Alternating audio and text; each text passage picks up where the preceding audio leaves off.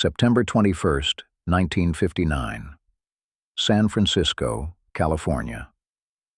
The leader of the Soviet Union walked into a grocery store. He had not planned to stop there. It was an unscheduled detour on the way back from a factory visit. Nikita Khrushchev, the man who had threatened to bury America, who had launched Sputnik, who controlled the largest nuclear arsenal on Earth, stood in the aisle of a California supermarket and picked up a bag of apples. He asked how much they cost. He examined packages of butter, milk, dairy goods. Around him, ordinary American housewives pushed their carts and filled them with whatever they pleased. No lines, no rationing, no shortages. In Moscow, people woke up before dawn to stand in line for a single loaf of bread.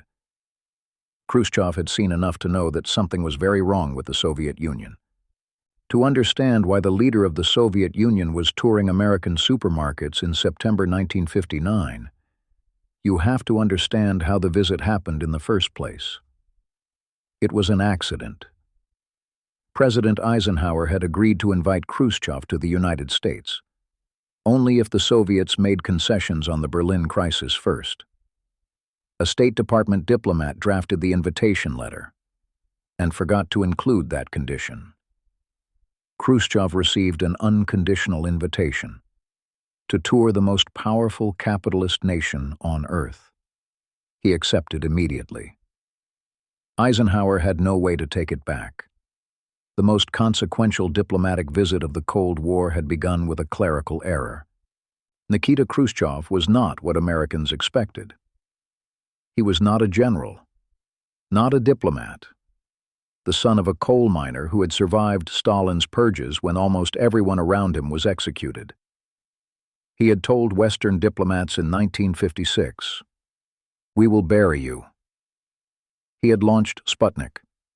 He had threatened to cut off West Berlin.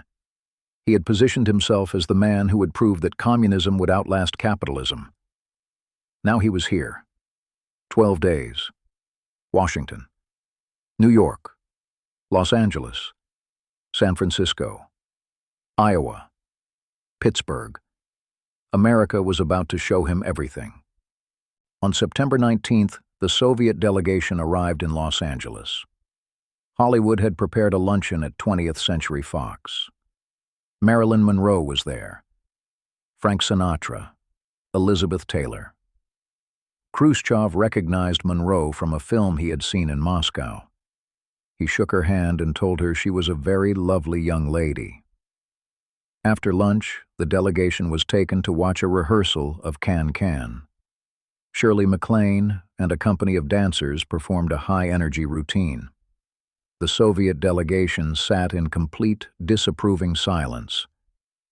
Khrushchev later denounced the dance as decadent. A decent woman does not need to strip for public amusement. Then came Disneyland. Khrushchev's wife, Nina, had said it was the only place in America she truly wanted to see. Security refused. The motorcade route was outside police jurisdiction. Khrushchev lost his temper in front of the entire room of Hollywood celebrities. "What is it? Is there an epidemic of cholera there, or have gangsters taken hold of the place?" He was never taken to Disneyland. Instead, 4 Soviet journalists slipped away from the press pool and spent 4 hours enjoying the park without him. On September 21st, the delegation toured the IBM research campus in San Jose. Khrushchev showed almost no interest in the computers. He told his hosts he didn't understand them, but that his son probably did. What stopped him completely was the cafeteria. Workers, engineers, and executives all stood in the same line. The same plastic trays. The same plastic tables. Nobody had a separate dining room. Nobody had a dedicated waitstaff. He wrote about it in his memoirs. The management and the employees both ate in the lunchroom. I admit that I liked it very much.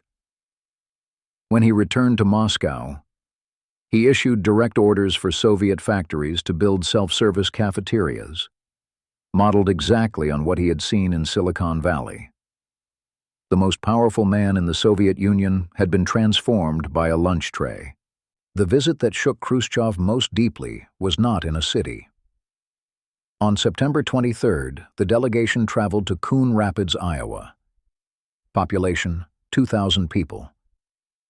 They were there to visit the farm of Roswell Garst, a cantankerous Iowa farmer who had developed revolutionary hybrid corn and had been corresponding with Khrushchev for years about Soviet agriculture.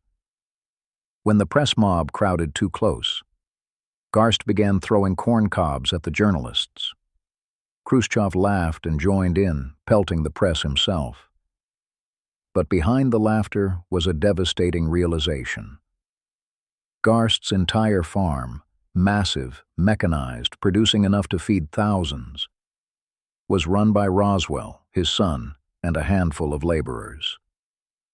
A comparable Soviet collective farm would require at least 60 workers to produce the same output. Khrushchev looked at the Iowa landscape from the air, a perfect grid of paved roads connecting every field in the state, and said quietly to his hosts, "You are an intelligent people, but God has helped you. If this story is landing the way I think it is, stay with us, because what Khrushchev saw in America didn't just change his mind. It changed Soviet policy, and the results were catastrophic." The final days of the visit were spent at Camp David, in closed-door negotiations with Eisenhower. The two leaders bowled together, flew by helicopter to Eisenhower's private farm in Gettysburg, inspected his Black Angus cattle, met his grandchildren. Khrushchev was charmed. He insisted Eisenhower bring the grandchildren to Moscow in spring, so they could see the flowers bloom. At the negotiating table, Khrushchev conceded. He withdrew all deadlines and ultimatums on West Berlin. The world exhaled. Journalists called it the spirit of Camp David. For a brief moment, it seemed like the Cold War might actually end. 8 months later, a U-2 spy plane was shot down over Sverdlovsk. The spirit of Camp David died with it. When Khrushchev returned to Moscow, he was obsessed with one thing he had seen in Iowa: corn. He had read a 400-page government report on American hybrid corn before the trip. He had carried it with him everywhere. Now he had seen it in person. He ordered every collective farm in the Soviet Union to immediately convert to hybrid corn production, from the fertile fields of Ukraine to the frozen steppes of Siberia, from the Black Sea coast to regions near the Arctic Circle. All of it, corn. He declared corn the queen of fields. The results were catastrophic. The Soviet Union did not have Iowa's climate. It did not have Iowa's soil. It did not have Iowa's farmers. The corn failed. The wheat and rye that had been displaced did not grow back in time. By the early 1960s, bread rationing was reintroduced in Soviet cities, for the first time since World War II. In 1963, the Soviet Union, historically a grain exporter, was forced to buy wheat from the capitalist West to prevent famine. The failures compounded.